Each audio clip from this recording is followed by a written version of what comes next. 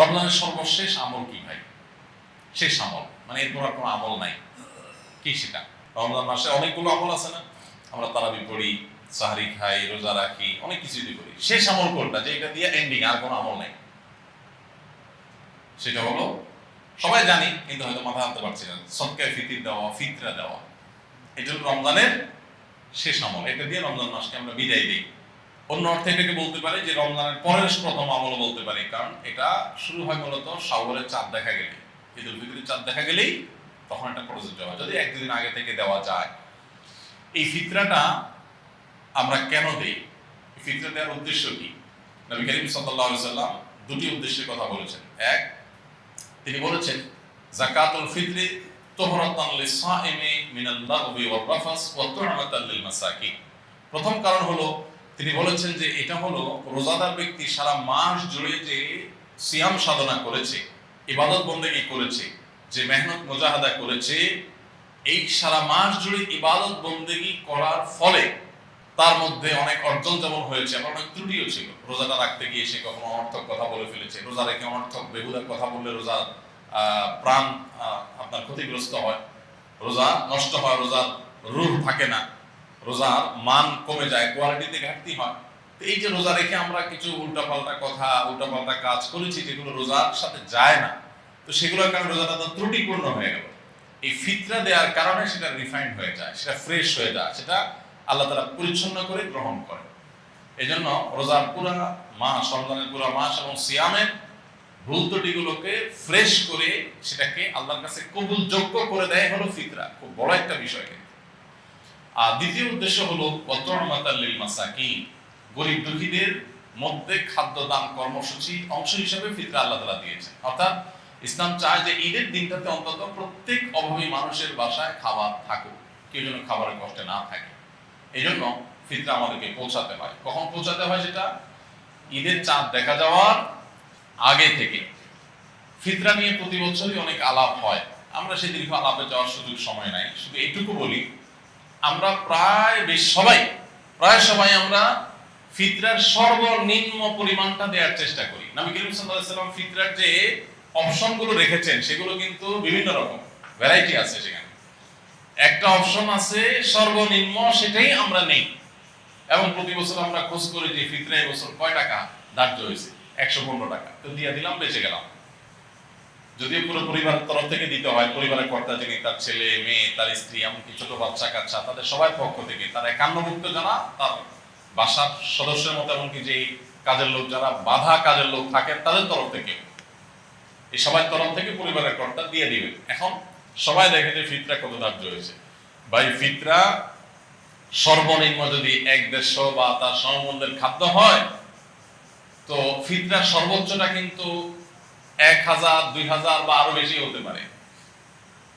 আপনি কিশমিশ দিয়ে দেন তাহলে একরকম হবে, আপনি গম দিয়ে দিলে আরেক রকম হবে, খেজুর দিয়ে দিলে ভিন্ন রকম হবে। তো অনেকগুলো অপশন আছে। তো আমরা সর্বনিম্ন গমের আইটেমটা বেছে নিই, যেটা সবচেয়ে সস্তা, এটা দিয়ে আমরা দেওয়ার চেষ্টা করি।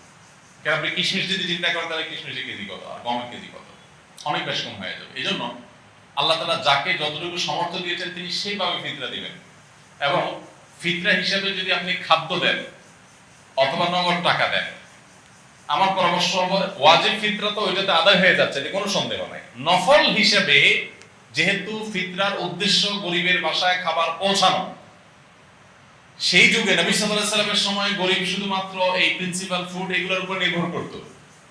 চাল, ডাল, আপনার ডাল তো না, আপনার গোশত অথবা আপনার আটা, ময়দা কিংবা গম, এগুলোর উপরে নির্ভর করতো মানুষ। কিন্তু এখন মানুষের জীবনের যে আপনার জীবন ধারণের যে পদ্ধতি, প্রক্রিয়া, মানুষের যে লাইফস্টাইল, সেটাতে যথেষ্ট পরিবর্তন হয়েছে।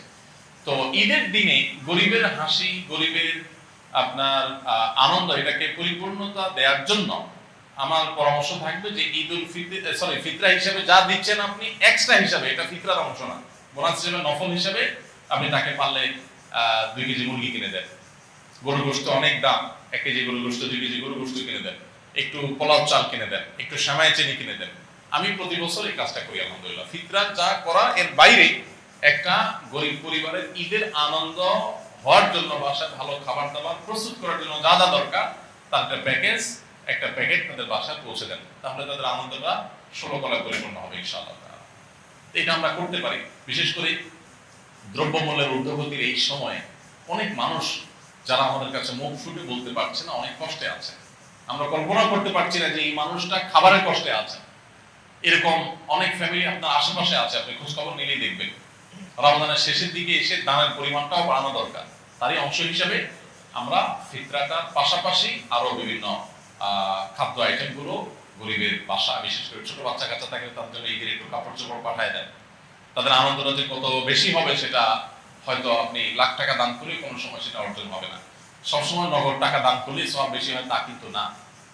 আমি সৌদি আরবে দেখেছি কিছু মানুষকে, সেখানে অদ্ভুত অদ্ভুত মানে নেকামলের প্রতিযোগিতাকারী মানুষদেরকে দেখতাম, যেটা মানে কল্পনাও করা যায় যে মানুষ কত ভালো কাজের জন্য খোঁজে। আমার একবার মনে আছে যে কোন একটা সুপার শপে কেনাকাটা শেষে, এরকম রমজান মাসেই হবে, আমি বিল দেওয়ার জন্য কাউন্টারে আসছি। তো এক সৌদি নাগরিক আমার লেবাস পোশাক দেখে বুঝছে যে বাংলাদেশি। তো বাংলাদেশি মানে মনে করে তারা গরিব মানুষ, আর আসলে আমি গরিব। তো আমার পিঠে এরকম আস্তে করে আলতো করে হাতটা রাখছে, খুব সুন্দর করে, মানে যেটাতে আমি মানে রাখার তো একটা ধরন আছে, আস্তে করে পিঠের উপর হাতটা রাখছে, মানে খুব কোমলতার সাথে, স্নেহের সাথে। স্নেহের পরশতে হাতটা রাখলাম, আমি ফিরে তাকালাম, দেখি যে একজন সৌদি নাগরিক, আমি চিনি তাই। তো সে বলতেছে যে যদি তুমি মনে কিছু না করো, তোমার বিলটা আমি দিতে চাই। আমি দুনিয়ার বাজার করছি, হয়তো ঈদের জন্য বাজার করছি, তো কয়েকশো রিয়াল হয়েছে। উনি বলেন যে যদি কিছু মনে না করেন আমি দিতে চাই, হাদিয়া, গিফট, জাস্ট গিফট। এখন কি বলা যায়, গিফট দিবে, নিষেধ করতে কিছু নেই, বলো ঠিক আছে। তখন উনি দিলেন। আমার কাছে আইডিয়াটা খুব ভালো মনে হলো। আপনি বাজারে চলে যান, বাজারে যে দেখবেন বহু মানুষ মাছ বাজারে কাচুমুচু করছে, ছটফট করতেছে, একবার এই মাসালার কাছে আবার ওই মাসালা যায়, তার মানে বাজেটের সাথে তার চাহিদা বা প্রয়োজনের মিলাতে পারছে না বেচারা। এই লোকটাকে ওরকম পেছন থেকে আলতো করে হাত বুলিয়ে তাকে একটু বলেন, ভাই আমি আপনার এই মাছের বিলটা দিতে চাই, যদি আপনি মনে কিছু না করেন। আপনি দেখেন যে কোনো একটা বাচ্চা, গরিবের বাচ্চা, সে হয়তো কোনো একটা মুদি দোকানের পাশ দিয়ে ঘুরছে, কোনো একটা খাবার দোকানের পাশ দিয়ে ঘুরছে, বারবার কাচুমুচু করছে, খেয়াল করেন, তাকে ওই খাবারটা একটু কিনে আপনি হাতে তুলে দেন।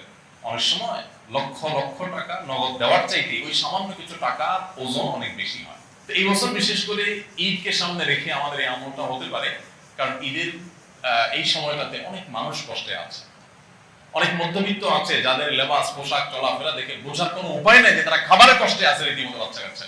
আমি রমজানের শুরুর দিকে আহ্বান করেছিলাম যে একটা মাছ কিনে দেন, একটু শাড়ি করতে পারে বাচ্চাদেরকে সাথে নিয়ে, একটু মুরগি কিনে দেন, একটু গরুর গোশত কিনে দেন। এমনও আছে যে গত রমজানে গরুর গোশত খেয়ে, কোরবানিতে গরুর গোশত খেয়েছে, এই পর্যন্ত আর গরুর গোশত কিনে খেতে পারেনি। তাকে আপনি 2 কেজি গরুর গোশত দিলে তার বাসায় আনন্দটা কোন পর্যায়ে চলে যাবে। দেখুন, ডক্টর আব্দুল্লাহ জাহাঙ্গীর রহমাতুল্লাহ একটা কথা বলতেন যে আপনি 2 কেজি গরুর গোশত কিনছেন নিজে খাওয়ার জন্য, অনেকদিন পরে কিনছেন, বাচ্চা কাচ্চা নিয়ে খাবেন, খুব আনন্দ করবেন, সন্দেহ নাই এটা আপনাকে অনেক বেশি আনন্দ দিবে। কিন্তু এর মধ্যে যদি আপনি দেখেন যে কোনো মানুষ খাবারই পাচ্ছে না, অনেকদিন পর্যন্ত না খেয়ে আছে, কষ্ট করছে, এই জিনিসটা তাকে আপনি দিয়ে দেন, বাহ্যিকভাবে মনে হবে কষ্ট হয়েছে, মূলত সেখানে যে আনন্দটা হবে ওইটা আপনি খেয়ে যে আনন্দ পাবেন তার চাইতে অনেক বেশি হবে।